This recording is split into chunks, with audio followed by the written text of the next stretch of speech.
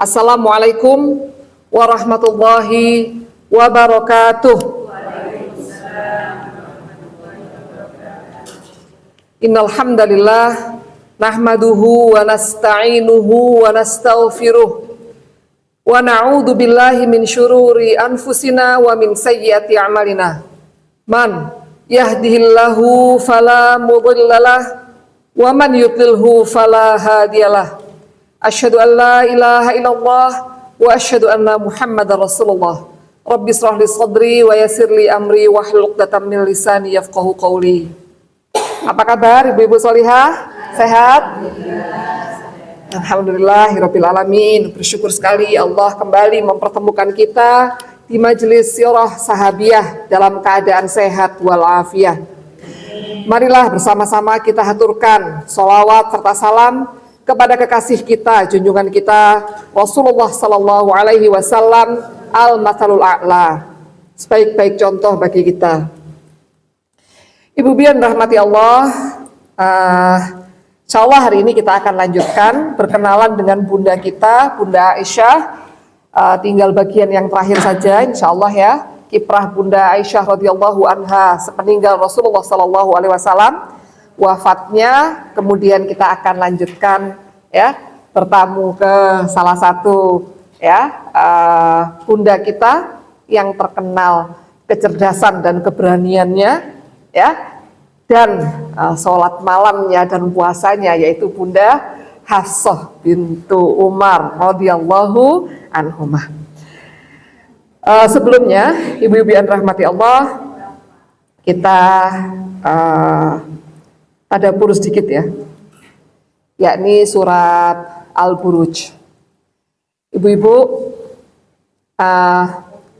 sudah seliweran insya Allah ya di gadget kita apa yang terjadi di Rafah beberapa hari yang lalu ya, yakni saat para penghuni tenda yang mana mereka itu adalah pengungsi, yang mana mereka itu adalah orang-orang yang sudah capek ya, 1 tahun lebih mereka dibombardir ya, korban sudah mencapai 40.000, yang mengungsi 2 jutaan, belum lagi korban luka, belum lagi luka psikologis gitu ya, dan infrastruktur yang hancur luluh lantak.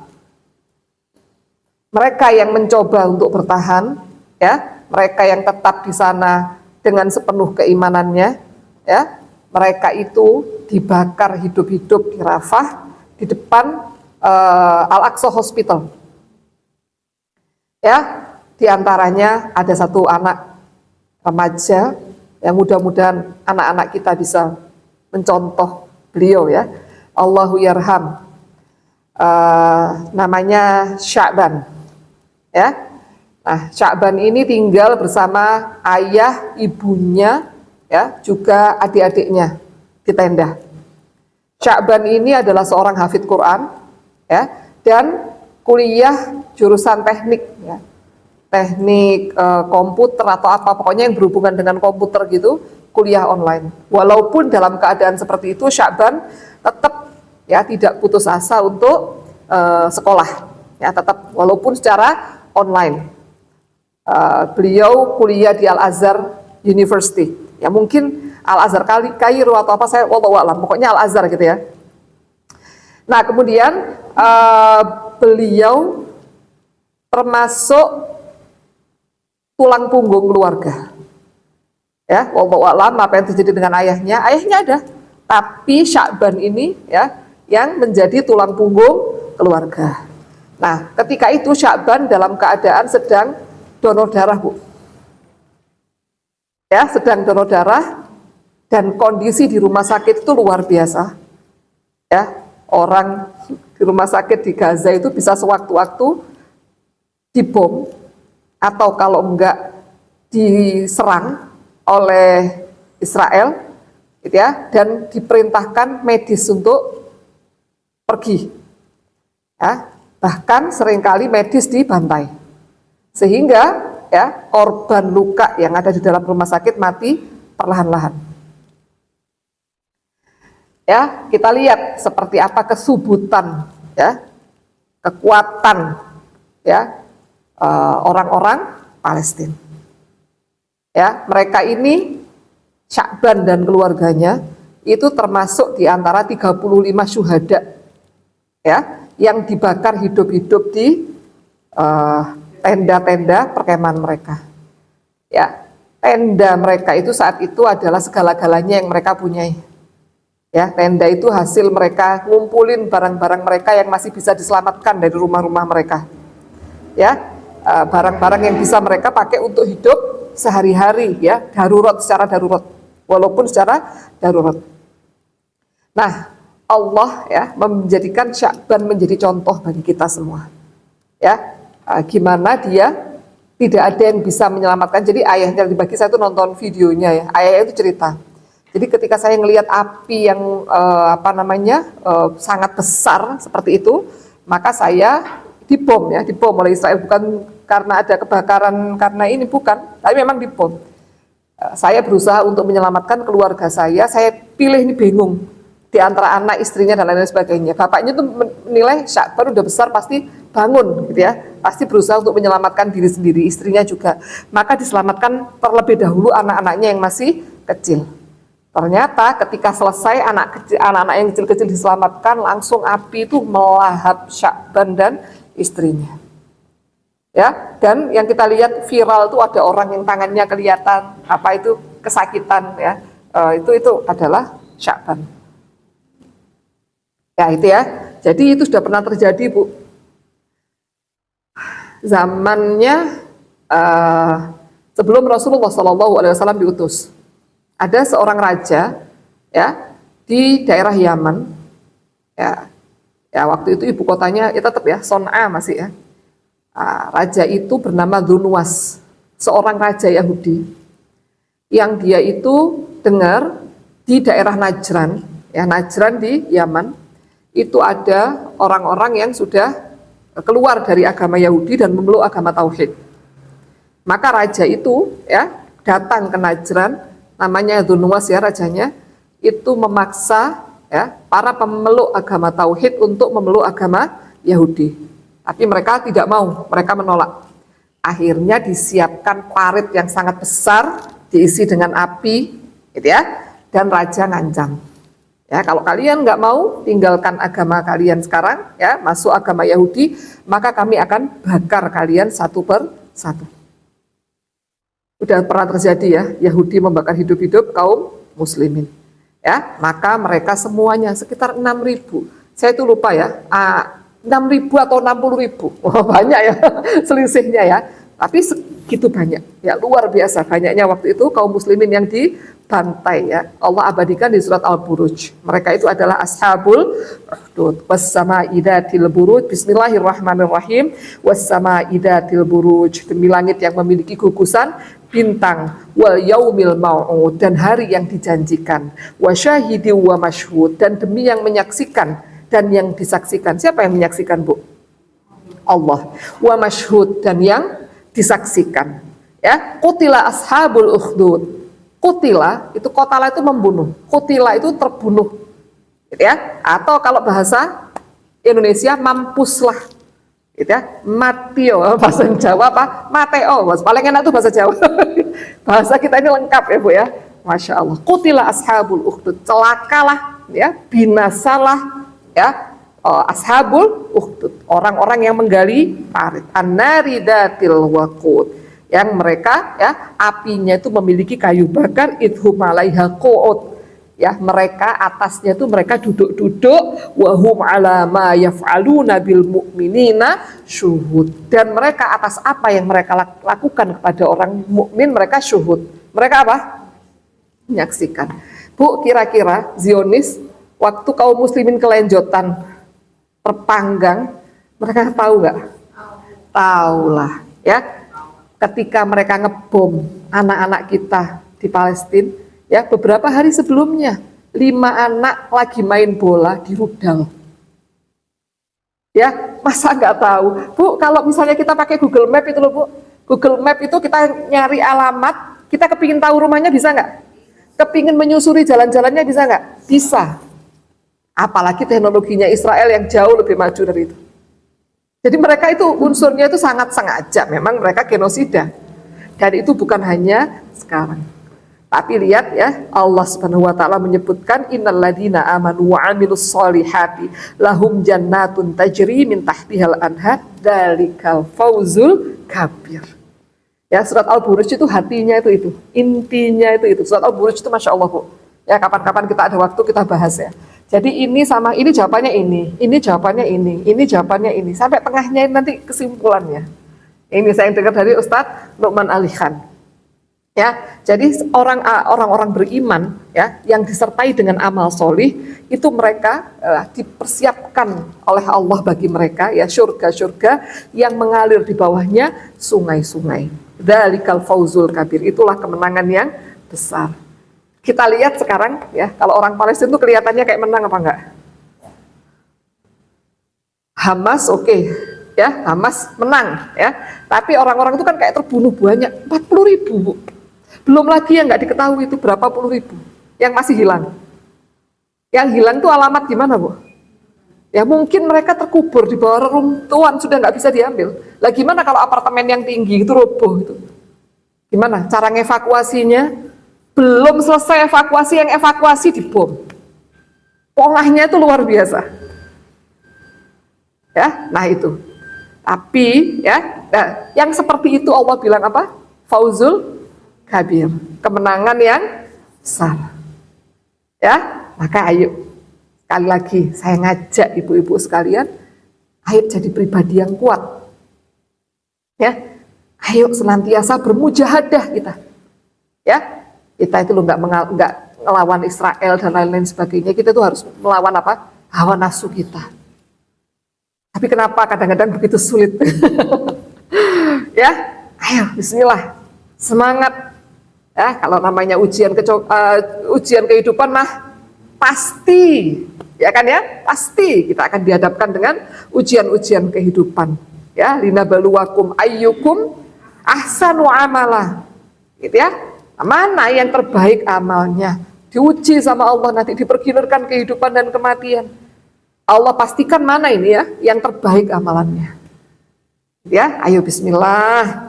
Dan ibu-ibu monggo kalau mau ikut infak donasi ya bisa melalui Nidaul Aqsa. Kalau saya di Nidaul Aqsa bisa melalui tempat-tempat yang lain yang kita pastikan memang amanah, gitu ya. Jadi kita jangan sampai sehari pun kita nggak ingat Palestina. Kalau bisa punya kenceleng, ya, punya kenceleng khusus untuk Palestina. Kenapa kita perlu ya senantiasa setiap hari mikirin Palestina? Ya, disitulah jihad. Kita nggak bisa fisik kita ke situ nolongin, yang ada kita disuruh pulang, malah membebani para pejuang, gitu ya. Nah, apa yang bisa kita lakukan? Kita membiayai mereka. Kita mempersiapkan orang-orang yang sedang menjadikan dirinya mereka itu sebagai apa? Sebagai tamengnya Masjidil Aqsa. Bu, kalau orang-orang itu pergi, kalau orang-orang itu sudah diusir, dibunuh semua, siapa Bu kira-kira yang harus jadi tamengnya Masjidil Aqsa? Ya umat Islam yang lain. Ini fardu kifayah, itu tugas kita semua. Ya, nah maka kita ayo Bu, ya. Orang itu ya kalau perempuan dia kan nggak bisa berangkat ke medan perang gitu ya, maka apa kata Rasulullah SAW ya, kalian menyiapkan orang yang berperang itu termasuk kalian dapat pahalanya jihad. Pengen nggak dapat pahalanya jihad? Ayo Bismillah, rutinkan, jangan sampai nggak rutin. Kalau mau titipkan lewat saya bisa, lewat yang lain bisa, pastikan yang amanah ya Bu ya, yang nggak amanah ada. Gitu, ya pastikan yang amanah. Saya kita tahu oh orang ini ya memang ini, nah Bismillah. Jangan sampai kita nggak terlibat di situ. Ya, Bismillah. Terlibat apa? Melindungi kiblat pertama kita. Ibu-ibu yang dirahmati Allah, mana ya kiblat yang Rasulullah SAW lebih lama sujud menghadapnya? Sujud ke arahnya. Al-Aqsa Bu. Berapa tahun? Ya, jadi masa perpindahan kiblat itu berapa tahun Bu? Hijrah berapa tahun? Dapat berapa tahun? 1,5 tahun. Ya, sebelumnya kita di Makkah berapa tahun? Dakwah di Mekah 13 tahun. Ditambah 1,5 tahun. Berarti berapa tahun itu sudah? 14 tahun setengah. Dari total 23 tahun waktunya Rasulullah SAW berdakwah. Tinggal 8,5 tahun. Ya, menghadap Masjidil Haram. Haram, ya Masjidil Haram. Ya Masjidil Aqsa berapa? 14,5 tahun. Ya, jadi lumayan lama. Maka ini harga diri kita ini lagi dipertaruhin. Ya, ada nggak ghirah kita? Bulan Oktober ini Bu, bulannya Yahudi mengadakan ritual mereka. Nanti apa yang terjadi? Masjid kita, kiblat pertama kita, ya mereka mengerahkan banyak, ya orang-orang Yahudi yang dijaga oleh tentara-tentaranya. Mereka nyerbu Masjidil Aqsa, mereka beribadah di sana.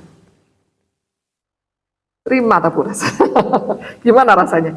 Kalau Ka'bah digituin gimana? Tiba-tiba orang Yahudi datang, nyerbu Ka'bah, mereka melakukan ritual di sana. Gimana perasaan kita? Hah? Nah, itu sudah. Ya, ayo makanya. Jangan sampai kita nggak terlibat. Ya, masalah Masjidil Aqsa ini jangan sampai kita nggak terlibat. Semoga Allah mudahkan kita. Ya, hari ini kita lanjutkan sudah tentang Bunda Aisyah. Insya Allah ini tinggal sedikit saja. Kita tahu ya bahwa Rasulullah SAW wafat di mana? Di rumahnya Bunda Aisyah. Gitu ya, pada waktu Rasulullah SAW sakitnya semakin intens, gitu ya, semakin parah, gitu ya. Maka Rasulullah SAW mohon izin kepada bunda kita yang lain untuk dirawat Bunda Aisyah radhiyallahu anha. Ya, dan masya Allah, bukankah Rasulullah SAW tahu bahwa ya tempat ya dikuburnya seorang nabi itu, ini Rasulullah bukan nggak tahu ya bahwa ini ajalnya udah deket. Bahkan Rasulullah SAW itu kan sempat sakit gitu ya, minta dirawat di rumahnya Bunda Aisyah. Nah kemudian paginya gitu ya, paginya atau itu Rasulullah membaik keadaannya, tapi masih belum bisa ngimami. Maka Rasulullah SAW memerintahkan Abu Bakar As-Siddiq untuk ngimami sholat. Ini seolah isyarat ya, bahwa yang melanjutkan berikutnya adalah Sayyidina Abu Bakar As-Siddiq radhiyallahu anhu. Nah ketika para sahabat sholat, itu Rasulullah SAW melayangkan satu tatapan perpisahan. Ya Allah gimana sedihnya ya. Para sahabat udah seneng, oh Rasulullah keadaannya udah membaik. Kita kadang-kadang kalau nungguin orang mau meninggal itu kan gitu ya Bu ya. Kayak ditilap ya. Nah saya juga sama Bu, waktu nungguin ayah mau meninggal. Kayak seolah-olah keadaannya itu membaik gitu ya. Padahal ternyata ya sudah itulah. Nah, Rasulullah juga sama. Waktu itu ya melayangkan satu tatapan perpisahan ke para sahabat. Para sahabat, Masya Allah, Rasulullah sudah bisa berdiri, sudah sembuh, gitu ya. Mereka ternyata itulah tatapan terakhir mereka. Nah, ya, tatapan terakhir Rasulullah SAW kepada mereka. Nah, para nabi itu kan tahu ya, mereka itu sama Allah diberikan pilihan. Nah, nanti kata-kata terakhirnya Rasulullah, saya kan pernah bilang ummati, ummati. Ternyata ada riwayat yang lebih sahih, Bu. Itu riwayatnya nggak sahih. Yang sahih itu Rasulullah bilang ma'ar rafiqul a'la. Ya, bersama teman yang maha tinggi. Yaitu Rasulullah Allah Subhanahu wa taala. Ya, maka Rasulullah SAW dengan minta izin di rumahnya Bunda Aisyah itu berarti apa? Berarti yang dipilih, rumah yang dipilih sebagai makamnya Rasulullah SAW adalah rumahnya Bunda Aisyah. Ya, dari cintanya sama Bunda Aisyah radhiyallahu anha. Paham ya? Nah, kita tahu istimewanya Bunda Aisyah ya di hadapan Rasulullah SAW berarti istimewa pula di hati kita. Ya, makanya kita akan bela Bunda Aisyah dari serangan orang-orang Syiah. Ya, orang Syiah bilang yang jahat-jahat tentang Bunda Aisyah. Kita wajib membela Bunda Aisyah menurut kapasitas kita masing-masing. Nah, kemudian Bunda Aisyah ya meriwayatkan bahwa Allah mewafatkan Rasulullah di mana kepala beliau berada di antara paru-paruku dan bagian atas dadaku. Ya, sehingga dan air liur beliau bercampur dengan air liurku. Kenapa kok sampai seperti itu? Karena sebelum wafat itu Rasulullah SAW, beliau itu kan orangnya bersihan banget gitu ya. Itu sempat kayak wajahnya itu ngelihat saudaranya Bunda Aisyah datang, ya, Insya Allah Abdurrahman itu ya, masuk. Kemudian di kesaknya itu ada siwaknya. Itu Rasulullah ngelihat kayak seolah-olah Bunda Aisyah itu tahu. Ya Rasulullah, apakah engkau ingin aku lembutkan siwaknya? Iya. Ya, kemudian dilembutkan oleh Bunda Aisyah siwaknya dan dipakai untuk nyiwak, sama Rasulullah diambil dipakai untuk siwak, pakai siwak. Jadi gimana? Yang terakhir masuk ke badannya Rasulullah apa? Air liurnya Bunda Aisyah radhiyallahu anha. Kok bisa orang Syiah bilang yang jahat-jahat tentang Bunda Aisyah radhiyallahu anha? Ya. Nah, kemudian setelah itu ya Abdurrahman ya. Rasulullah Shallallahu Alaihi Wasallam pun wafat, gitu ya. Nah, Bunda Aisyah itu pernah bermimpi, ya, 3 bulan jatuh ke kamarnya. Jadi setelah Rasulullah wafat, ya kan nggak segera dikuburkan, gitu ya. Karena apa? Karena khawatir nanti ini ada keadaan tanpa pemimpin. Maka para sahabat cepat-cepat berunding, ya, rembukan siapa nanti yang melanjutkan Rasulullah, supaya kaum muslimin ini jangan sampai nggak ada pemimpin, gitu ya. Maka ya kemudian mereka pun berembuk dan memutuskan Abu Bakar As-Siddiq sebagai penerus Rasulullah Shallallahu Alaihi Wasallam. Nah, ketika itu ya, setelah dikuburkannya, dimakamkannya jenazah orang yang paling mulia Rasulullah Shallallahu Alaihi Wasallam, jadilah Abu Bakar sebagai khalifah. Ya, nah ketika Abu Bakar wafat, ya, minta izin kepada Bunda Aisyah untuk dimakamkan di sebelahnya Rasulullah Shallallahu Alaihi Wasallam. Nah, dimakamkan di situ. Nah, kemudian ketika Umar bin Al-Khattab ya dibunuh oleh Abu Lu'lu'ah Al-Majus, ya, itu beliau kan nggak langsung wafat. Ya, waktu ngimamin sholat subuh, insya Allah ditikam oleh Abu Lu'lu'ah.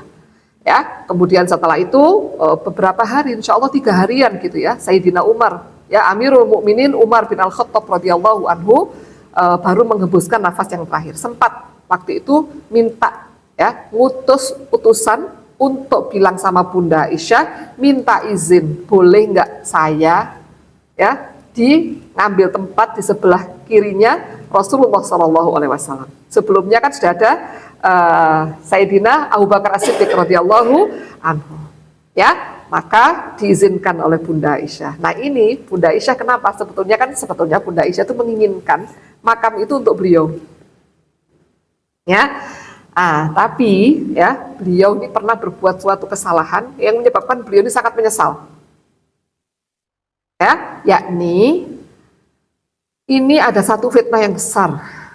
Ya, ketika itu yang menyebabkan kaum muslimin ini dengan perbedaan ijtihad itu berperang. Ya, ini zaman wafatnya Utsman bin Al-Affan radhiyallahu anhu. Jadi ada 2 kubu besar di antara tubuh kaum muslimin. Yang satu kubu mau segera menuntut balas pembunuhnya Utsman, cari dulu. Kubu yang satunya, ya, kita nggak boleh ada kekosongan kepemimpinan, harus nyari khalifah dulu, baru usut pembunuhnya Utsman bin Affan radhiyallahu anhu. Ya, nah, yang kubu yang satunya, ya, yang meminta untuk diusut itu adalah kubunya Muawiyah. Yang kebetulan Muawiyah ini masih sepupunya Utsman bin Affan radhiyallahu anhu. Kita nggak bisa bilang Muawiyah itu orang yang jahat, jangan. Ya, itu perbedaan ijtihad. Dan Muawiyah bin Abi Sufyan radhiyallahu anhuma, ya, ini adalah orang yang memang pakar politik. Gitu ya, kalau orang Syiah bencinya sama Muawiyah, ini yang paling dibenci sahabat itu Muawiyah. Gitu ya, yang paling dibenci. Ada kenalan saya di Bangil, ya, anti Syiah banget. Anaknya dinamakan Muawiyah. Ya, katanya beliau bilang, aku kalau punya anak laki-laki tak namain Muawiyah kedua. Ya, saking bencinya sama Syiah, gitu ya. Nah, kemudian setelah itu kubu yang satunya meminta ini harus ada pemimpin dulu, baru nanti diusut. gitu ya. Nah itu adalah kubunya Ali bin Abi Thalib. Ya, nah, kita lihat kalau ibu-ibu berpendapat yang mana? Kita nggak punya pendapat sebetulnya. Kenapa kita tahu salah satu ijtihad yang benar, yaitu Rasulullah SAW itu sempat bilang, yaitu ketika Ammar bin Yasir ya waktu pembangunan Masjid Nabawi ya semuanya itu ngangkat radhiyallahu anhu, ngangkat batu satu-satu untuk jadikan batu bata itu satu-satu ya. Sementara Ammar bin Yasir radhiyallahu anhu saking semangatnya ngangkat batu itu dua. Ya, maka Rasulullah SAW pun mendoakan kebaikan pada beliau dan bilang, ketahuilah nanti kamu ini akan dibunuh ya, syahid dibunuh oleh orang yang salah ijtihadnya, oleh dua kubu yang berijtihad ya, dan yang bunuh kamu itu yang ijtihadnya salah. Nah, kita tanya sekarang, Ammar bin Yasir ada di kubu mana? Ammar bin Yasir, sahabat Ammar bin Yasir radhiyallahu anhu ada di kubunya Ali. Ya, di situ baru kita tahu bahwa yang benar adalah Ali bin Abi Thalib. Tapi ini ijtihad. Ijtihad itu ya kalau salah dapat satu Mas ya. Ya benar dapat dua, salah dapat satu. Jadi ya sudah biasa itu. Nah waktu itu ya Bunda Aisyah itu ingin mendamaikan sebetulnya. Ya ingin mendamaikan. Nah tapi ternyata Bunda Aisyah ini menyebabkan kedatangan Bunda Aisyah ini dimanfaatkan oleh provokator. Bunda Aisyah waktu itu datang mau mendatangin Sayyidina Ali. Ya, mau mendatangin Sayyidina Ali. Wah, waktu itu Bunda Aisyah karena Ummahatul Mukminin ya, dan di antara Ummahatul Mukminin beliau ini adalah Ummul Mukminin yang luar biasa kedudukannya di hati Rasulullah SAW. Ya, diikuti oleh kaum muslimin yang lain. Ya, diikuti oleh kaum muslimin yang lain sehingga terbentuklah pasukan. Di situ ada Az-Zubair bin Al-Awwam, ada Talhah bin Ubaidillah radhiyallahu anhuma.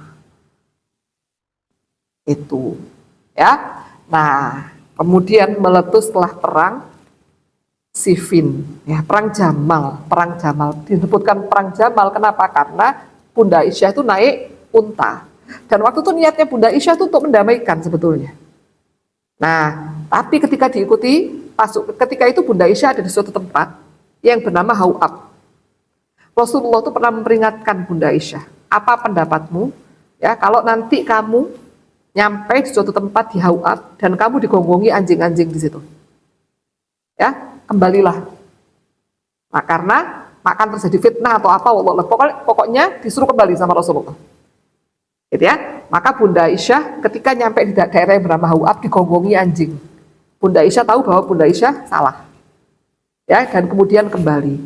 Tapi Bunda Aisyah ini mau kembali, ada provokator. Kedua belah pihak ini ada provokator. Antara pasukannya Ali bin Abi Thalib yang sebetulnya kan mau berhadapan dengan pasukannya Muawiyah. Ini Bunda Aisyah ini sendiri-sendiri. Ya. Datang ingin meluruskan permasalahan, ya. Ternyata malah di sini juga ada provokator, sama ada provokatornya. Awalnya lempar satu batu, bales, lempar-lemparan teman, akhirnya lempar-lemparan senjata. Itu Bunda Aisyah udah pulang. Gitu ya. Nah itu Bunda Aisyah menjadi penyesalan yang luar biasa di hati beliau. Dan kita tahu bahwa beliau itu bukan sekedar Ummul Mukminin biasa. Ya. Nah kenapa? Oh iya, ini yang tentang ini ya, belum saya ulang tadi, mohon maaf. Aku mimpikan 3 bulan jatuh ke kamarku, itu yang maksudnya akhirnya ada 3 makam.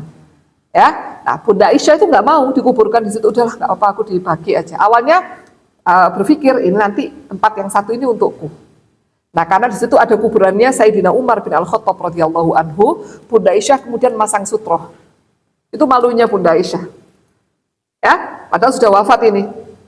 Kan nggak nyaman sudah karena di situ ada Sayyidina Umar. Itu ya kalau mau membuka hijab terus apa gitu. Nah, ini ada makamnya Sayyidina Umar. Maka terus dipasang sutroh oleh Bunda Aisyah pembatas. Ya. Nah, kenapa sampai Bunda Aisyah bisa jadi itu kuat itu maksudnya peranan beliau gitu ya, bisa menggerakkan orang seperti itu karena memang beliau itu adalah ya, sosok yang memiliki sumbangsih di bidang pendidikan yang sangat terkemuka. Gitu ya, Bunda Aisyah itu kan pinter banget. Bunda Aisyah ini kayak robot pinternya gitu ya, luar biasa pinternya. Ya, jenius sekali. Di antara para imam itu ada yang berpendapat ya, ulama itu ada yang berpendapat bahwa Bunda Aisyah ini ya orang yang paling cerdas, perempuan paling cerdas di Jazirah Arab. Ada lagi yang berpendapat, oh bukan, perempuan yang paling cerdas sepanjang zaman. Bunda Aisyah itu begitu mendengarkan satu info, itu melekat dan nggak akan, jadi sama Allah jadikan dia nggak lupa selama-lamanya. Gitu ya. Maka ya beliau ini adalah guru yang handal. Beliau meriwayatkan 2210 hadis. Ya, di antara periwayat hadis yang paling banyak itu ada nama Aisyah bintu Abi Bakar radhiyallahu anhuma. Ya, bayangin. Dan Bunda Aisyah ini menginspirasi para wanita. Ya, menginspirasi para wanita untuk belajar. Nanti ada lagi. Makanya ya, kita tuh gini ya. Hikmah yang luar biasa. Allah berikan kita tuh bunda banyak, gitu ya. Yang mereka tuh semuanya menjadi guru, kecuali Bunda Zainab bintu Khuzaimah dan Bunda Khadijah, karena mereka wafat terlebih sebelum wafatnya Rasulullah SAW. Itu kita tuh jadi ada inspirasi ilmu pengetahuan untuk perempuan. Kalau para sahabat udah banyak, dan mereka itu menginspirasi para sahabiah untuk menjadi guru-guru fikih, guru-guru ilmu-ilmu syariat. Gitu ya. Nah, Bunda Aisyah ini ada keponakannya Bunda Aisyah ini yang menjadi ulama kenamaan. Anaknya Zubair bin Al-Awwam. Zubair bin Al-Awwam radhiyallahu anhu ini adalah suaminya Asma bintu Abu Bakar. Jadi Zubair itu ya adalah apa? Mantunya ya, mantunya siapa? Abu Bakar. Zubair ya punya anak yang namanya Urwah. Ya, Urwah ini Bu menjadi ya ulama yang kenamaan di Madinah saat itu. Ya, ulama yang luar biasa. Nah, Urwah ini banyak meriwayatkan hadis dari bibinya. Siapa bibinya? Bunda Aisyah. Aduh ya, Urwah ya pinter banget Masya Allah ya. Ponaannya Aisyah gitu ya, adiknya Abdullah bin Zubair, anaknya Zubair, putunya Abu Bakar As-Siddiq gitu ya. Jadi luar biasa. Kita kalau belajar sirah gini kayak ya Allah, ternyata ini tuh ininya ini tambah kayak nah, daripada kita nonton sinetron ya, daripada kita nonton apa Bu yang nggak manfaat, mending kita ngipoin para sahabat dan sahabiah. Oh ternyata ini mantunya, loh itu iparnya, ya Allah mereka itu sak keluarga lim semua. Itu kan enak, bisa nular ya harapannya. Itu nggih. Baik, apa katanya Urwah radhiyallahu anhu? Aku tidak pernah melihat seorang pun yang memiliki kepandaian dalam ilmu fikih, kedokteran, syair melebihi Aisyah. Apa aja? Ilmu fikih, ya, syair, kedokteran dulu, syair melebihi Aisyah. Ya, bayangkan. Kalau ilmu syair, Bunda Aisyah itu, ya, bintu Abi Bakar As-Siddiq radhiyallahu anhuma, walaupun suaminya ya Rasulullah Shallallahu alaihi wasallam nggak suka syair ya, tapi suaminya adalah orang yang Allah utus untuk mengemban Al-Qur'an. Syair apa yang bisa mengalahkan Al-Qur'an? Dan sebelum masuk ke madrasah Al-Qur'an, madrasahnya Rasulullah Shallallahu alaihi wasallam sudah digembleng di madrasah sastra Arabnya Abu Bakar. Abu Bakar itu termasuk di antara ksatria syair Arab. Orang yang luar biasa ya. Sedihnya, sakitnya atau apa udah keluar syair-syair yang sangat indah. Kalau bahasa kita sekarang ya, ilmu yang paling laris itu ya, ilmu apa sekarang? IT. Ya, Abu Bakar tuh ahli IT. Yang ngelilirnya itu keluar inspirasi IT. Ibaratnya gitu, apa ngelendornya itu keluar inspirasi IT. Nah, kalau kita sekarang gitu, saking pinternya. Ya, gimana putrinya? Ada yang berpendapat Aisyah itu lebih baik daripada Abu Bakar. Tapi tentu saja kita Ini ya, nggak tahu ya. Mana yang lebih baik? Mana Bu yang lebih baik Bu? Saya nggak berani bilang apa-apa. Yang jelas Abu Bakar tuh mulia, Bunda Aisyah juga mulia gitu ya, sama-sama mulianya gitu aja. Nah kemudian Bunda Aisyah itu memiliki lidah yang fasih, lancar, gaya bahasa yang indah dan tepat sasaran. Ini menggabungkan kecerdasannya Rasulullah dan Abu Bakar itu tadi. Bayangin ya, bayangin. Ini muridnya dua orang yang sangat hebat tadi. Nah, kemudian mampu mengingat setiap pertanyaan yang diajukan. Ya. Nah, kemudian yang diajukan kepada umat Rasulullah beserta jawaban dari beliau. Ketika Bunda Aisyah ditanya suatu ketika, wahai ibunda, ya seperti apakah akhlaknya Rasulullah Shallallahu Alaihi Wasallam? Karena khuluquhul Quran. Ya, akhlaknya Rasulullah Shallallahu Alaihi Wasallam itulah Al-Quran. Jadi kalau kita kepingin tahu Al-Quran versi praktek, ya itu belajarlah hadis, belajarlah sirah nabawiyah. Kita akan tahu Al-Quran versi prakteknya, gitu ya Bu ya. Nah kemudian beliau ini disebutkan ya oleh Syekh Mahmud Al-Misri, kecerdasan Aisyah membuatnya bagaikan spons yang menyerap banyak air zam-zam keilmuan yang berasal dari Rasulullah Shallallahu Alaihi Wasallam dan para sahabat di sekitarnya. Ya, kalau Bunda Aisyah ini pinter ilmu syair, otomatis lah ya. Karena apa? Karena anaknya Abu Bakar. Bunda Aisyah pinter ilmu fikih, pinter ilmu faraid, ya ada ilmu yang lain ya. Pinter ilmu syariah, ya mesti aja Ummul Mukminin. Ya, tapi Bunda Aisyah pinter ilmu kedokteran dari mana? Pernahkah kita berpikir? Dan pertanyaan itu juga yang dilontarkan oleh Urwah bin Zubair kepada Bunda Aisyah, Bibi, ya kalau engkau menguasai syair, menguasai ini itu masuk akal. Tapi kedokteran Bibi, aku belajar dari para tabib yang mengobati Rasulullah Shallallahu Alaihi Wasallam ketika sakit keras. Ya, dan ilmu-ilmu yang lain dari mana Bunda Aisyah belajarnya? Allah itu menjadikan ya dengan memberikan hikmah yang luar biasa. Kamarnya Bunda Aisyah itu ya adalah kamar yang paling dekat ke Masjid Nabawi. Dan kita tahu ya Bunda Aisyah itu seperti spons. Tapi sponsnya ini spons yang tidak akan pernah ya mengeluarkan apalagi ya apa saja ilmu yang telah dia serap.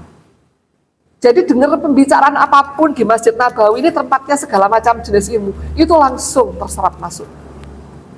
Dan kalau kita bilang loh ilmu politik Bunda Aisyah bisa dari mana? Yaitu Masjid Nabawi itu kan bukan hanya sekedar jadi masjid aja, tempat sholat aja, tapi juga tempatnya Rasulullah menerima tamu-tamu kenegaraan, tempatnya latihan perang juga, tempatnya apa? Politik, ngurusin masalah politik, tempatnya menikahkan orang dan lain sebagainya, banyak fungsinya. Yang nggak boleh cuman untuk berdagang. Jadi gimana? Mau nggak pinter? Masya Allah ya, itu Allah takdirkan. Kita belajar dari bunda kita. Dan itu adalah inspirasi bagi kita para pecinta ilmu. Bunda Aisyah ditinggalkan Rasulullah SAW umurnya masih muda, 19 tahun. Bayangin, setelahnya beliau ya meninggal usia berapa? 63 atau 61 tahun. Saya kok lupa. Oh, 66 tahun, 66 tahun. Ya, 66 tahun. Berapa tahun itu jadi janda? Nah, beliau ini orang yang tiap harinya puasa. Nah, puasa apa? Dahr. Nah, coba tanya sama guru fikihnya ya, masalah hukumnya puasa dahr. Nah, karena Bunda Aisyah sama Bunda Hafsah itu melakukannya. Gitu ya. Nah, kan kita tahu Bunda Aisyah sama Bunda Hafsah itu kompak ya. Nah, mereka tuh suka barengan gitu. Usianya juga nggak terlalu jauh terpautnya.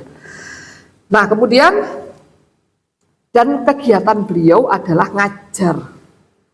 Ya, ditinggalkan Rasulullah itu beliau ngajar. Dan beliau ini orang yang pawai dalam orasi, ya, dan tak gentar bersuara lantang menghadapi kemaksiatan.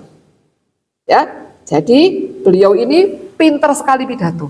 Dan pidato-pidato beliau itu bisa menggerakkan semangatnya para sahabat untuk jadi lebih baik. Siapa yang belajar kepada Bunda Aisyah? Ilmu sahabat-sahabat utama, sahabat-sahabat kenamaan. Ya, beliau bahkan kerap meluruskan pemaknaan hadis yang kurang tepat. Bukan itu maksudnya. Makanya ya ketika kita nggak bisa nyalain Bunda Aisyah radhiyallahu anha karena beliau itu memang orang yang ahli fikih gitu ya. Ketika Rasulullah SAW berkata, ini haji kalian yang terakhir. Setelah itu tidak ada haji lagi bagi kalian, yaitu haji wada. Nah, kalau Bunda Saudah sama Bunda Zainab bintu Jahsy ya radhiyallahu anhuma, mereka udah nggak berani haji lagi karena mereka mengartikannya secara apa adanya. Kalau Bunda Aisyah dan bunda-bunda yang lain ya, mereka masih haji, pergi masih keluar rumah tapi darurat, hanya untuk darurat aja.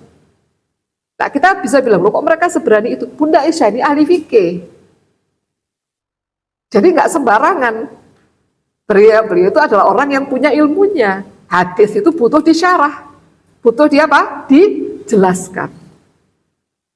Paham ya? Nah, kita lanjut. Bayangin ya. Makanya ya di Al-Irsyad kami membuat Aisyah Institute. Dan sebelum dahulu yang lain. Kenapa? Terinspirasi dari Bunda Aisyah.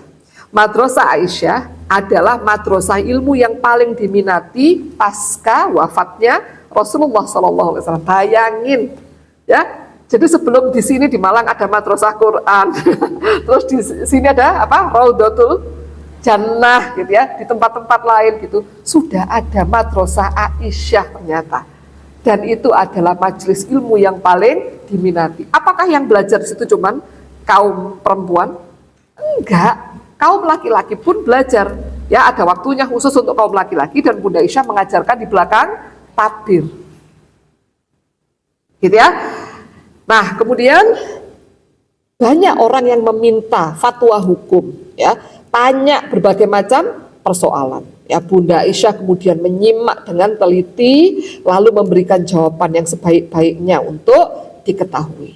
Ya itu. Jadi kegiatannya Bunda Aisyah apa? Bunda Aisyah itu mendidik putra-putrinya. Ya, putra-putri apa? Kita ini putrinya Bunda Aisyah bukan? Putri apa? Putri ideologis. Mungkin kita bukan putri biologisnya bunda-bunda kita. Kita adalah putri ideologis mereka. Gitu ya, makanya seneng sebetulnya punya banyak ibu. Ya, kita ini ibunya orang hebat-hebat gitu. Ya, anaknya, anak ideologisnya para ustadzah-ustadzah yang hebat. Insyaallah radhiyallahu anhum ajmain. Nah, kemudian di madrasah yang diasuh langsung oleh Bunda Aisyah itu lahir banyak ulama, terutama dari kalangan tabi'in. Gitu ya. Di dalam Musnad Ahmad karya Imam Ahmad bin Hambal mencantumkan sejumlah besar periwayatan Bunda Aisyah yang bersumber dari murid-muridnya. Masya Allah. Ya. Ada banyak persoalan hukum yang diperdebatkan oleh para ulama fikih. Ya, Bunda Aisyah ini biasanya memilih pendapat yang mendatangkan lebih banyak kemudahan bagi kaum perempuan. Jadi Bunda Aisyah itu yang mewakili kebutuhan perempuan. Ya, jadi yang kan biasanya ya para periwayat hadis itu mereka kan laki-laki pada umumnya. Nah, Bunda Aisyah itu yang bisa menyuarakan kebutuhan kita, menyuarakan seorang wanita itu apa yang dibutuhkan. Radhiyallahu anha. Ya Allah, kita sangat bersyukur ya Allah memberikan kita bunda yang cerdas, Bunda Aisyah bintu Abu Bakar radhiyallahu anha. Kalau dari Bunda Khadijah ya At-Thahirah radhiyallahu anha, kita berhutang setiap sen uang yang dikeluarkannya di jalan Allah. Kalau kepada Bunda Aisyah, apa hutang kita? Setiap ilmu yang beliau sampaikan di majelis-majelisnya, yang nyampai kepada kita. Ya, radhiyallahu anha. Nah, kemudian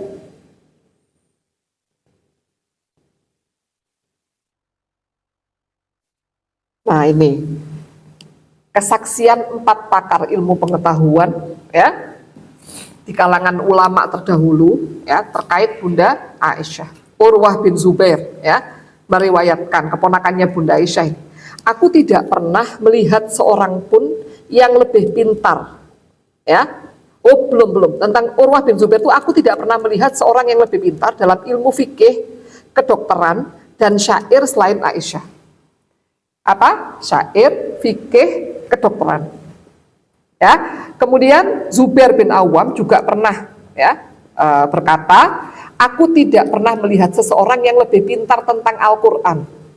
Hal-hal yang difardukan, halal, haram, syair, cerita Arab, dan nasab selain Aisyah. Nasab itu ya ilmu yang dianggap sangat penting oleh orang-orang Arab zaman dulu. Ya, jadi penting nasabnya ini, itu ilmu penting. Ya. Nah, kemudian ada juga Az-Zuhri ya. Imam Az-Zuhri beliau berkata, seandainya diperbandingkan ilmu Bunda Aisyah dan ilmu seluruh istri Nabi dan seluruh wanita, niscaya ilmu Bunda Aisyah jauh lebih unggul. Sekarang siapa sih perempuan-perempuan yang cerdas? Ya siapa itu? Ada banyak ya perempuan-perempuan cerdas. Gitu. Digabungkan semua kecerdasannya, ditambah kecerdasannya Ummahatul Mukminin yang lain, mana yang lebih cerdas? Lebih cerdas Bunda Aisyah. Ya, kalau punya anak perempuan, cucu perempuan namain Aisyah. Kita berharap apa? Ya, Allah memberikan, menganugerahkan kecerdasan seperti Allah menganugerahkan kecerdasan kepada Bunda Aisyah radhiyallahu anha. Kemudian kesaksian Masruq ya berkenaan dengan ilmu yang dimiliki Bunda Aisyah. Ya, aku melihat para syekh dari kalangan sahabat Rasulullah bertanya kepada Aisyah tentang faraid. Aku ngelihat ini ya para syekh, maksudnya gini, orang ustadz-ustadz ya, yang dari kalangan sahabat Nabi. Bayangin, sudah ustadz sahabat Nabi. Ya, itu tanya sama Bunda Aisyah masalah apa? Faraid, hukum waris. Ya, oh bangga sekali kita sama Bunda Aisyah ya. Nah, kemudian kesaksian dari Atok bin Rabbah, ya, apa? Dimana ketika Allah berfirman, maka Aisyah merupakan orang yang paling faham, paling mengetahui, ya, paling bagus pendapatnya dibandingkan dengan yang lainnya secara umum. Pokoknya wis paling pinter sudah. Ya, Masya Allah. Nah, kemudian Bunda Aisyah wafat tanggal 17 Ramadan. Masya Allah ya, tahun 59 Hijriah pada usia 66 tahun. Jangan bilang 17 Ramadan itu apa? Apa? Nuzulul Quran aja. Udah ya, di sini gak ada yang jawab, berarti udah pinter-pinter, udah tahu, Masya Allah. Ya, kapan turunnya Al-Quran? Ayo kapan? Inna anzalnahu fi. Iya, udah itu jawabannya sudah. Jadi ada yang tahu kapan Al-Quran diturunkan? Ya udah, Lailatul Qadar itu kapan? Malam hari yang jelas. Masya Allah. Betul sekali. Yang jelas malam hari ya.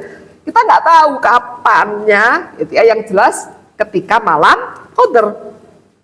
Nah, salah seorang di antara muridnya Bunda Aisyah itu adalah Ibnu Abbas. Ya Allah, Ibnu Abbas. Siapa Ibnu Abbas itu? Abdullah bin Abbas radhiyallahu anhuma. Anaknya Al Abbas bin Abdul Muthalib, pamannya Rasulullah sallallahu alaihi wasallam, sepupunya Rasulullah sallallahu alaihi wasallam ya. Yang ini sih siapa namanya? Ibnu Abbas ini. Ya, ponaannya Maimunah, Bunda Maimunah bintul Harits radhiyallahu anha. Ya, seorang di antara 4 fuqahanya Madinah. Ya Allah, Ibnu Abbas ini Bu, kita kalau tahu kerennya, udah pernah saya bahas kan ya, Ibnu Abbas. Belum, Ibnu Abbas itu punya, dia tuh punya madrasah ya di rumahnya, yang mana pembahasannya setiap hari itu berbeda. Misalnya hari ini belajar syair, besoknya belajar fikih, besoknya belajar faraid. Jadi orang yang pinter dalam semua ilmu syariat. Itu siapa? Muridnya Bunda Aisyah. Ya, kira-kira gurunya gimana itu ya? Muridnya aja udah luar biasa. Ya, jadi Ibnu Abbas meminta izin untuk masuk menjenguk Bunda Aisyah sebelum beliau wafat. Nah, Bunda Aisyah itu sebetulnya khawatir. Ya, kenapa? Takut dipuji. Ya, tapi setelah itu, ya, ada yang memberitahukan kedatangan Ibnu Abbas, saudara sepupu Rasulullah datang. Nah, karena ini yang dipanggil, yang disebut namanya Rasulullah, Bunda Aisyah, sudah Gimana lagi nih Rasulullah ini ya, ya saudara sepupunya. Maka beliau pun mengizinkan. Ibnu Abbas tanya, bagaimana kondisimu? Baik, jika aku bertakwa. Nah, Ibnu Abbas tanya, kau akan baik-baik saja insya Allah. Karena kau adalah istri Rasulullah. Beliau tidak menikahi perawan selainmu. Dan pembebasanmu turun dari langit. Ya, nah kemudian setelah Ibnu Abbas keluar, ya, Ibnu Zubair masuk. Kalau Ibnu Zubair kan memang keponakannya Bunda Aisyah, ya kan ya. Nah, kemudian Bunda Aisyah bilang, Abdullah bin Abbas tadi memuji-mujiku. Andai saja aku ini tiada berarti dan dilupakan sama sekali. Jadi dari awal kan udah gak seret, aduh mau dipuji aku. Itu ya, saking menjaganya hati. Sampai ini Bunda Aisyah ini mungkin sudah merasa ini, ya, waktu-waktu aku akan berpulang ini akan segera datang. Waktu aku berpulang ini akan segera datang. Dan beliau menjaga hatinya supaya tetap bersih, insya Allah. Makanya Bu Ayu nggak boleh muji ya. Ganti dengan yang lain. Bilang, saya sekarang nggak akan muji karena saya khawatir. Orang itu kadang-kadang ya, dia itu niatnya udah baik, ya. Tapi dia dipuji, akhirnya gimana? Timbul sombongnya, timbul riaknya. Waduh, kalau sudah riak, bahaya. Kalau sudah riya itu kita udah syirik kecil itu, syirik. Karena apa? Karena yang diharapkan adalah pujiannya manusia, bukan keridhaan Allah. Bahaya orang kalau sudah riya ini. Ya, nah maka Bunda Aisyah ini takut dengan ini amalan hatinya nanti jadi nggak lurus ini. Sudah berususah payah berapa puluh tahun, 66 tahun. Ini mau menghadap Allah, takut kalau dipuji sama muridnya. Ya, tapi karena ini sepupunya Rasulullah, ya udahlah, gak bisa ngomong karena sepupunya Rasulullah. Ternyata dipuji, bilang sama keponakannya, tadi aku mau dipuji, seandainya aku ya tidak berarti dan dilupakan sama sekali. Radhiyallahu anha. Ya, Bunda Aisyah meninggal pada bulan Ramadan, ya, malam Selasa, tanggal 17 Ramadan, ya, tahun 59 Hijriah. Ya, usia beliau saat itu adalah berapa? Ya, 66 tahun. Tapi kok hilang kursinya.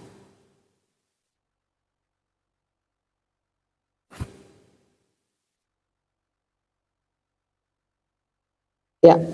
Nah, kemudian Abu Hurairah maju lalu menyolatkan jenazahnya, Masya Allah. Yang jadi imam sholat jenazahnya saingan terberat dalam meriwayatkan hadis. Abu Hurairah kan paling banyak ya meriwayatkan hadis, itu yang jadi imamnya. Nah, kemudian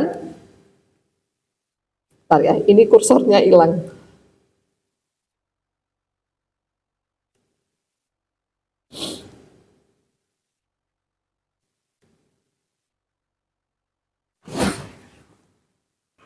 Ya, saya bacakan. Orang-orang berkumpul, ya, para penduduk Madinah turun menghadiri jenazahnya.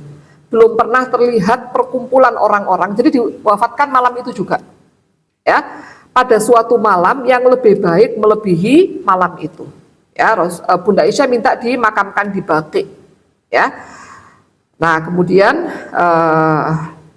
ini sesuai dengan wasiatnya. Jadi seperti itulah yang ini dan bisa dibilang ya, di antara pengantaran jenazah yang paling ramai itu adalah pengantaran jenazahnya Bunda Aisyah di antara Ummahatul Mukminin.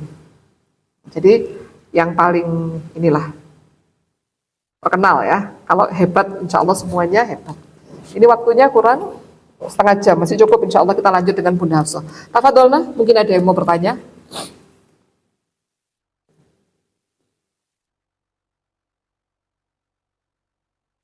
Gak ada ya, lanjut ya. Insya Allah. Kayaknya nggak sabar mau kenalan sama Bunda Hafsah. Baik.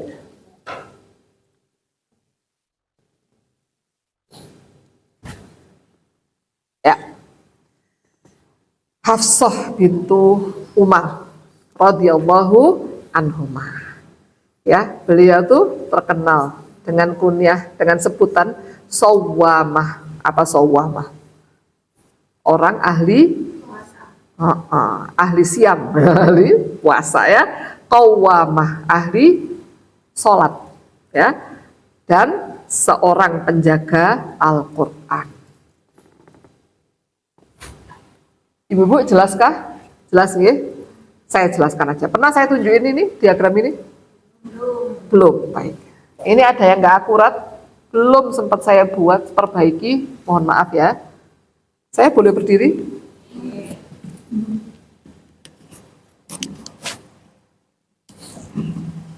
Ini Bu, kita kalau kepingin kenalan dengan para sahabat, ya. Nah di situ ini ada, ini saya lepas sementara nggak apa ya? Itu kan tapi tetap ini kok.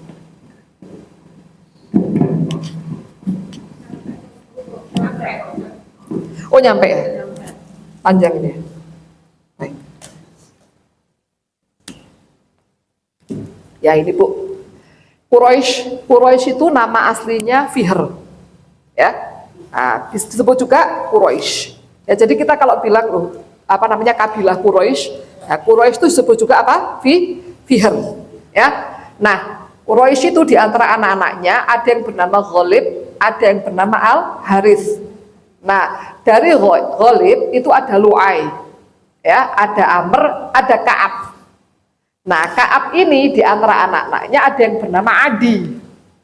Ya, Adi ini adalah klannya Umar bin Al-Khattab, kan Bani Adi. Anaknya Adi, betul. Ya, nah berarti Rasulullah sama Umar ketemu di mana? Di kakek yang bernama Lu'ay. Ya, di kakek yang bernama Lu'ay. Udah. Nah, kemudian setelah itu, nah ini kan kalau Rasulullah ini ke Murrah, ya. Nah, kalau Umar ke ini mestinya, ya, ini mestinya Usai Zuhroh itu dari Kilab, bukan Taim. Ya, itu yang salah. Ya, dari dulu download ini belum sempat memperbaiki juga, maaf ya. Maksud saya murid-murid aja seru ini nanti anak-anak. Sudah. Nah, Hushes, ya, itu di antara anaknya namanya Amr. Ada ini Sahem, ada Jumah. Nah, Jumah ini klannya Utsman bin Maz'un. Siapa Utsman bin Maz'un? Orang yang pertama kali dikuburkan di Baqi. Utsman bin Maz'un adalah seorang cendekiawan mulai masa jahiliyah hingga masa Islam. Ya, orang yang katanya Rasulullah dia adalah orang solih. Dikuburkan di situ. Pertama kali dikuburkan di Baqi. Ya. Nah, kemudian inilah Utsman bin Maz'un. Utsman bin Maz'un punya saudara yang bernama Zainab bintu Maz'un. Ya, Zainab bintu Maz'un itulah Bu, ibunya Bunda Hafsah. Zainab bintu Maz'un. Ya. Nah, ini ada Bani Sahm ya, klannya Amr bin Al-Ash. Tapi kita nggak sedang membahas itu. Kemudian ini, kalau yang dari keluarga ayahnya, ini ya, ini keluarga ibu, ini keluarga ayah, Umar bin Al-Khattab ini, klannya Adi, ini klannya Umar. Ya, kemudian saya jelaskan yang di luarnya nggak apa-apa ya, sedikit aja, ibu-ibu supaya kenalan sama para sahabat. Taim itu klannya Abu Bakar dan Tolhah bin Ubaidillah. Ya, Bani Taim. Nah, kemudian Yaqozah itu punya anak, di antara anaknya namanya Mahzu. Ini kabilah ini, satu kabilah ini, mereka ini saingan beratnya kabilah Bani Hashim. Ini kabilahnya Abu Jahal, Khalid bin Walid, ya. Kemudian siapa lagi? Al-Walid bin Al-Mughirah ya, otomatis gitu ya. Itu mereka semua dari Bani Makhzum. Ya. Nah, kemudian ini Kilab ini sebetulnya anaknya namanya Qusay sama Zuhroh. Zuhroh itu klannya ibundanya Rasulullah, yaitu Aminah bintu Wahab, Abdurrahman bin Auf, ya, Sa'ad bin Abi Waqqash. Makanya Rasulullah itu sering banggain. Jadi Sa'ad bin Abi Waqqash itu sepupunya Aminah. Siapa Aminah? Ya, ibunya Rasul. Jadi Rasulullah itu sering membanggakan Sa'ad bin Abi Waqqash. Kan Sa'ad bin Abi Waqqash itu radhiyallahu anhu keren banget kan. Pemanah yang handal. Kita kalau melihat di Dia apa Mahabharata. Saya dulu zaman jahiliyah suka nonton Mahabharata, Bu. Alhamdulillah udah tobat, ya. Iya, Ibu nggak suka ya? Saya dulu waktu lulus Mahabharata, Ramayana itu ya Allah, alhamdulillah tobat, ya. Mungkin karena itu suka sejarah dari dulu, suka sejarah. Aneh kadang-kadang ya, nama-nama orang itu kadang-kadang lupa, Bu. Tapi kalau sejarah itu dari seneng mungkin, dari seneng jadi subhanallah, subhanallah. Nah kemudian siapa namanya tadi? Oh, lupa karena gitu. Aminah ya, Aminah bintu Wahab itu sepupunya adalah Sa'ad bin Abi Waqqas. Kalau Arjuna itu panah itu satu itu kan bisa 3 ya.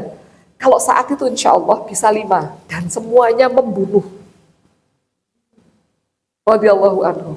Ini yang saya dengar dari Ustadz Khalid.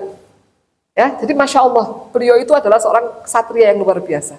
Rasulullah sering muji siapa Sa'ad, tapi Rasulullah pujinya bukan dengan tujuan yang buruk ya. Ada orang tuh yang nggak dipuji sama Rasulullah karena membahayakan, ada yang memang sudah sepatutnya dia dipuji kan, dan itu niatnya untuk kebaikan gitu ya. Ini pamanku ya, Sa'ad bin Abi Waqqas. Silahkan kalian kalau mau memuji paman kalian, gitu ya, kalau mau membanggakan paman kalian, ini pamanku, kebanggaanku. Mujinya tuh gitu ya, nggak muji bisa ini dan itu, enggak. Paham ya?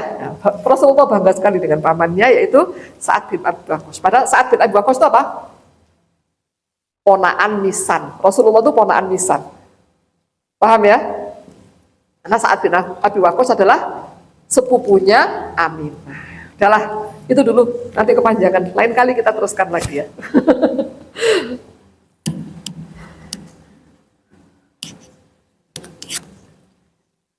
Nggak tahu, saya sama silsilah tuh seneng banget.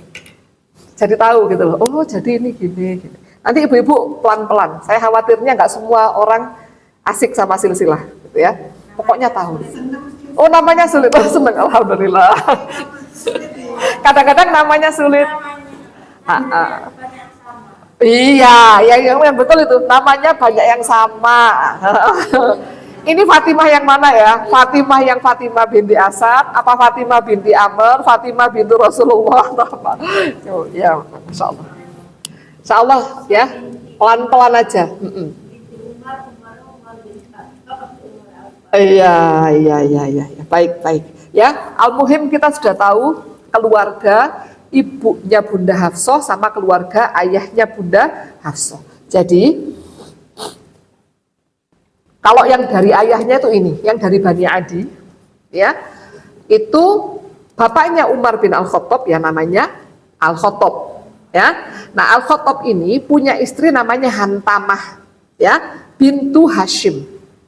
Nah Hantamah ini diantara putra-putrinya yaitu Zaid, Umar, dan Fatimah.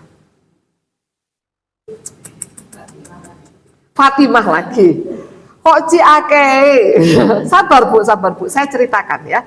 Ini Fatimah, ya memang Fatimah itu banyak yang istimewa juga bu ya. Fatimah ya bintu Al-Khattab ini juga seorang wanita solihah, termasuk di antara as-sabiqunal awwalun, wanita-wanita pertama yang masuk Islam di Mekah. Termasuk juga ya Zaid ini pamannya Bunda Hafsah ini juga seorang yang termasuk yang pertama kali masuk Islam. Ibu-ibu pernah nonton film Umar nggak? Ada yang pernah nonton? Ya, di sini ini kan majelis taklim, ya saran. Coba misalnya, kalau bulan Ramadan itu bu, kita luangkan waktu untuk nonton film Umar sehari 1 film. Misalnya habis tadarusan, ada kegiatan tadarusan. Oh libur.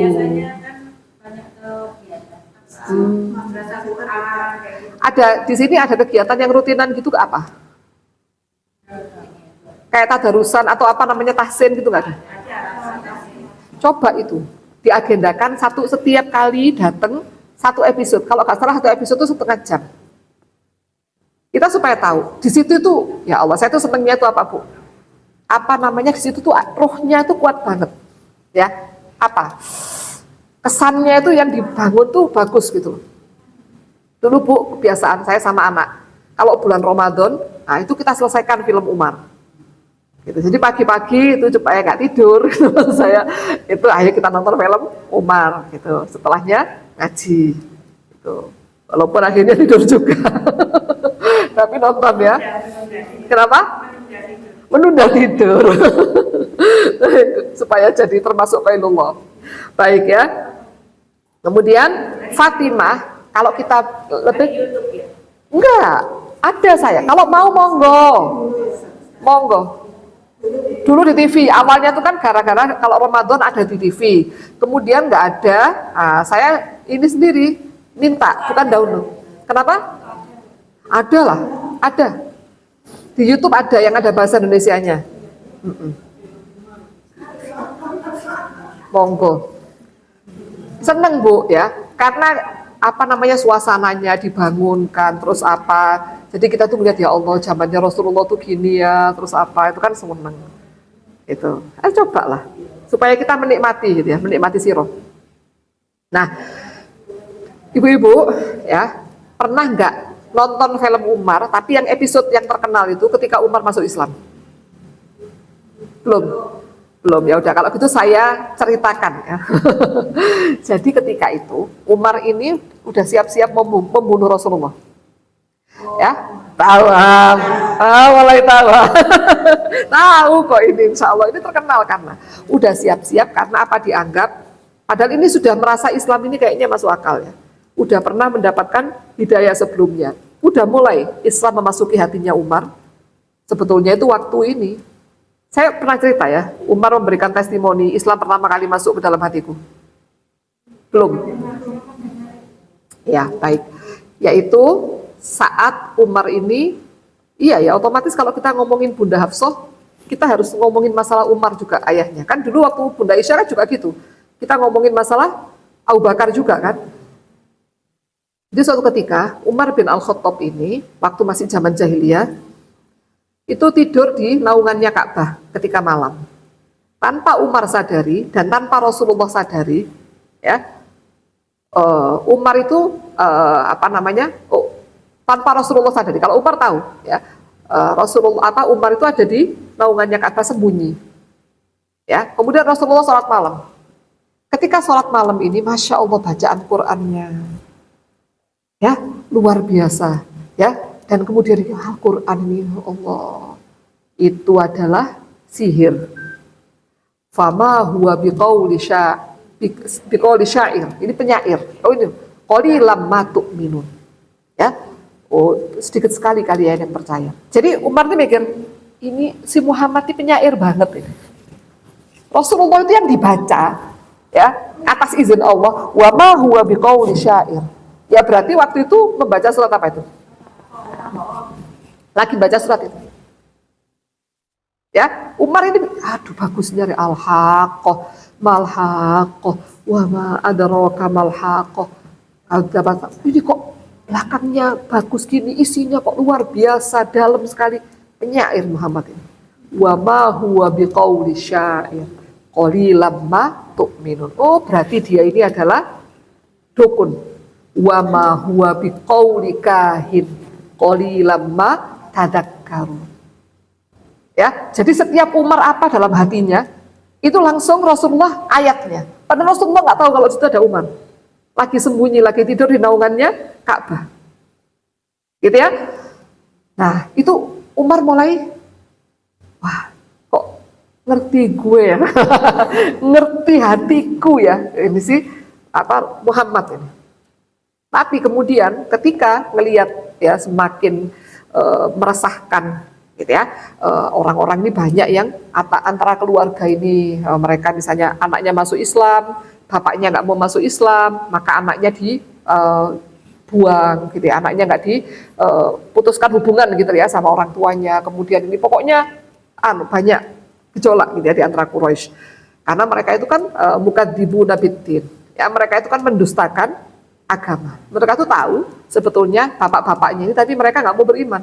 Kenapa? Mereka udah PW dengan status sosial mereka, nggak mau mereka. Ya, mereka yang mereka dewakan, yang mereka sembah adalah dunia. Itu. Nah kemudian Umar gini, ini harus selesai nih, ya. Kalau seperti ini terus nanti Quraisy lama-lama akan terpecah belah. Maka aku harus mengambil tindakan yang nyata, ya. Biar aku membunuh Muhammad, Ya, nanti setelah itu aku akan menyerahkan diriku pada Bani Hashim. Terserah Bani Hashim, aku mau diapain. Mau dibunuh, mau apa, terserah. Yang penting aku sudah bunuh Muhammad dulu. Aku akan mengorbankan diriku. Itu ya, berangkat Umar tadi dengan membawa pedangnya. Nah, kemudian nyampe di jalan ketemu sama seseorang. Ada yang berpendapat itu adalah seorang muslim, tapi menyembunyikan keimanannya. Ada yang berpendapat bukan. Orang itu bilang gini, Umar, kamu mau kemana cepet-cepet gini? Bahasa kita aja ya. Aku mau mendatangi Muhammad ini, ya. Dan biar kerok ini, ya, memecah belah Quraisy, harus dibunuh. Setelah itu aku menyerahkan diriku kepada Bani Hashim. Umar, kamu itu ngurusin orang, urusin adikmu dulu tuh, Fatimah sama suaminya Said. Ya, mereka itu udah memeluk Islam. Kamu tuh gembar-gembor Bani Adi, kalau ada yang masuk Islam kamu siksa. Ya kan? Disiksa sampai Umar bosan atau sampai Umar capek. Ya, zaman jahiliyahnya seperti itu. Maka kemudian Umar bilang, "Masa Fatimah?" Ya, dan suaminya iya. Dan waktu itu ya Fatimah, tapi Fatimah bintu Al-Khattab, saudaranya Umar. Itu lagi belajar Quran ya sama seorang sahabat yang mantan budak. Yaitu Habab Al-Arab. Ya, ini mantan budak. Belajar, ini semuanya ini ningrat. Dua ini ya, suami istri ini ningrat, belajar sama siapa? Mantan budak. Maulanya Ummu Anmar. Itu loh, Islam tuh nggak mengenal status. Ya, Islam tidak mengenal status sosial, itu nggak ada. Nah, maka kemudian Umar ini dengerin. Itu waktu itu lagi ngajarin surat Toha. Ya, Umar ini dengerin, benar ternyata. Dok dengan ya, waduh, penuh semangat gitu ya, dengan penuh emosi gitu. Kemudian Habab sembunyi, ya, dan kemudian sohifahnya, ya, lembarannya itu sama Fatimah digulung, ditaruh bawahnya bantal. Ya, tanpa sepengetahuan Fatimah agak nyembul sohifah tadi. Umar masuk dengan suara menggelegar gitu ya, ketika dibukakan pintu. Kamu ini ya murtad ya dari agama nenek moyang. Kamu udah memeluk agama Sabi'in itu. Nah, maka kemudian langsung iparnya itu diterkam, dipukuli. Ya, karena suaminya dipukuli, Fatimah ini berusaha untuk menyelamatkan suaminya. Umar lepaskan, malah ditampel gini ya, dipukul dia, dan Umar tuh nggak pernah, segarang-garangnya Umar nggak pernah melayangkan tangan ke perempuan. Umar tuh orang yang memuliakan perempuan, ya. Tapi waktu itu saking kalapnya sudah lupa ini saudarinya yang dikasihinya ditampar gini sampai keluar darahnya. Ya, saksikanlah aku berkata asyhadu alla ilaha illallah wa asyhadu anna Muhammad Rasulullah. Terserah kamu mau ngapain. Umar tuh baru sadar ketika ngelihat adiknya berdarah, bibirnya pecah. Kok aku bisa seganas ini sama adikku ya? Aku nggak pernah seperti ini. Nah, di situ Umar mulai kasihan sama adiknya. Ya sudah, tunjukkan sama aku apa yang kalian baca tadi, apa yang kalian pelajari tadi. Enggak, aku nggak mau. Kamu najis, kamu musyrik.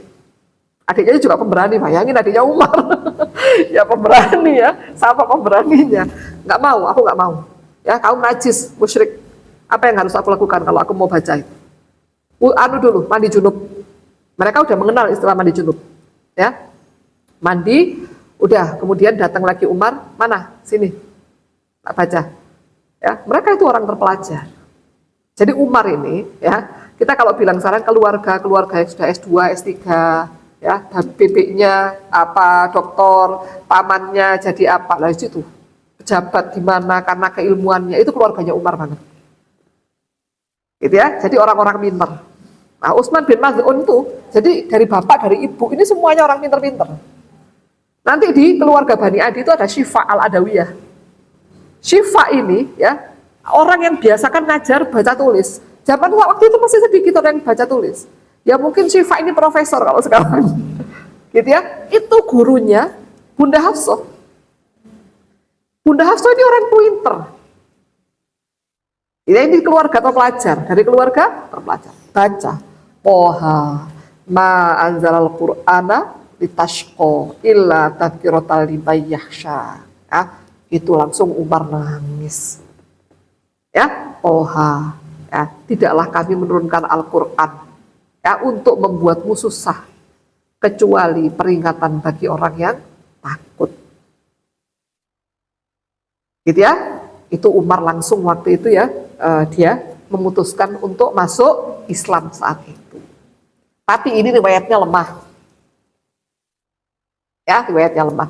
Ada yang berpendapat bukan Toha yang dibaca waktu itu. Nah, kita nggak ngurus lemah atau ininya ya. Kalau sirah itu kita nggak gitu. Kalau belajar hadis oke, gitu ya. Tapi kalau sirah itu kita ambil hikmah, gitu ya. Karena nanti banyak versi. Ini ada versi ini. Ketika Umar mau nikahkan putrinya, kita yang inget apa? Nawarin ke berapa orang? 2 ya kan? Utsman sama siapa satunya? Apa? Abu Bakar. Riwayat yang lain Ali. Mana yang benar wallahu a'lam? Udahlah kita ambil hikmahnya. Nanti kalau kita habiskan waktu, mana yang ini malah nggak selesai. Biar saya aja Bu yang itu. Ibu ya mendengar. Nah, nanti saya kalau misalnya mendapatkan ada yang baru gitu biasanya saya sampaikan di majelis berikutnya. Gitu ya. Baik. Nah, kemudian datanglah Umar kepada Rasulullah Shallallahu alaihi wasallam. Nah, tapi masuknya ke Darul Arqam kan dibilangin ya ada markas besar ya, kaum muslimin. Rumahnya si Arqam bin Abil Arqam ya, yang dia itu dari Bani Makhzum. Saya sudah ceritakan ya, kabilahnya Abu Jahal yang kayak mustahil masuk Islam, Bani Makhzum itu. Gitu ya, saking mereka musuhannya sama Bani Hashim. Nah, sengaja dipakai rumahnya Arqam bin Abil Arqam dan agak jauh dari Ka'bah, agak jauh dari keramaian. Ya, kayak belakang rumahnya itu kayak gunung gitu. Ya, salah satu bukitnya Mekah gitu. Jadi nggak mencurigakan. Dan Arqam itu masih muda. Mustahil rumahnya dijadikan markas kalau masih muda. Ya, Masya Allah makanya Bu Elo. Masih muda rumahnya jadikan markas.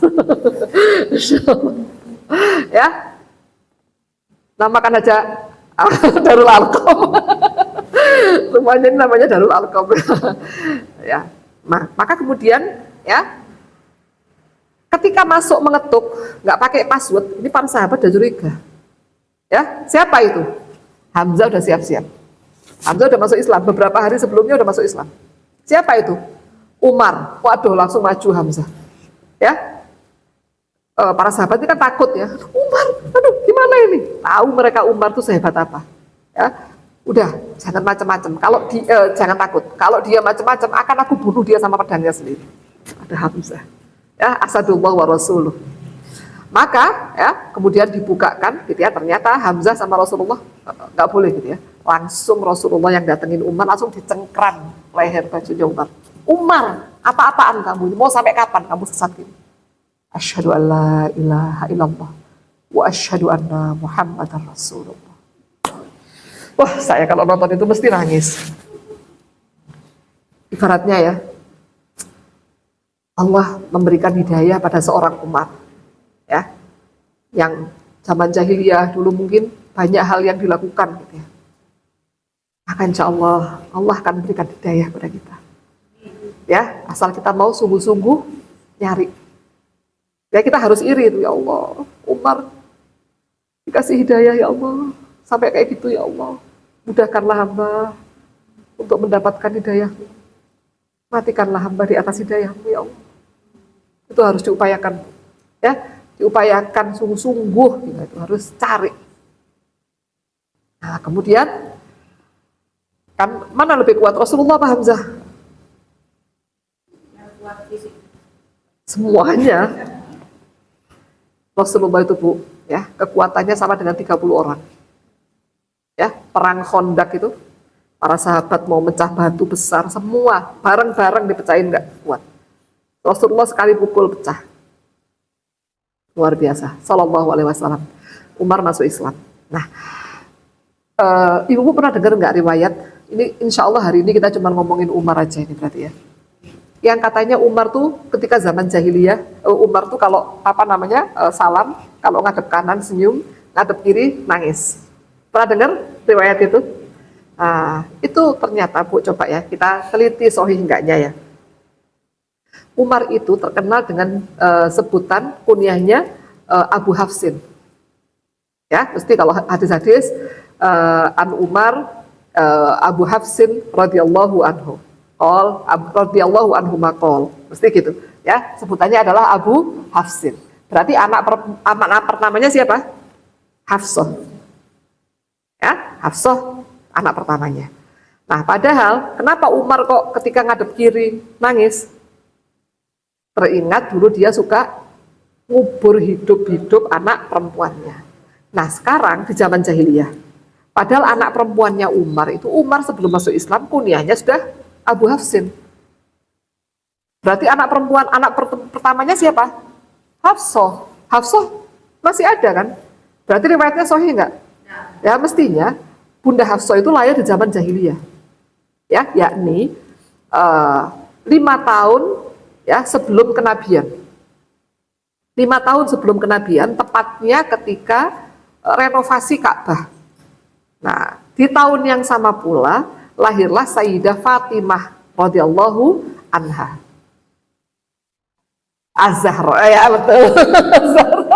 Membedakan dengan yang tadi ya, Fatimah ya, Fatimah Az-Zahra tapi ya, Fatimah Az-Zahra.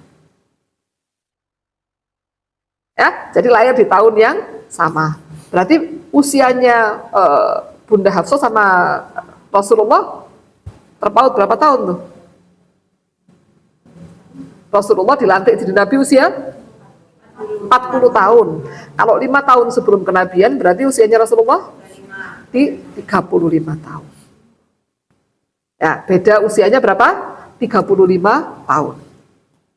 Ya, nah itu berarti itu nggak sahih ya, kita lihat itu nggak bener lah. Kalau apa Umar zaman dulu tuh suka mengubur hidup-hidup anak perempuannya. Ya, seperti apakah kisahnya? Kita lanjutkan biidznillah pertemuan berikutnya. Tafadolna, mungkin ada yang mau bertanya?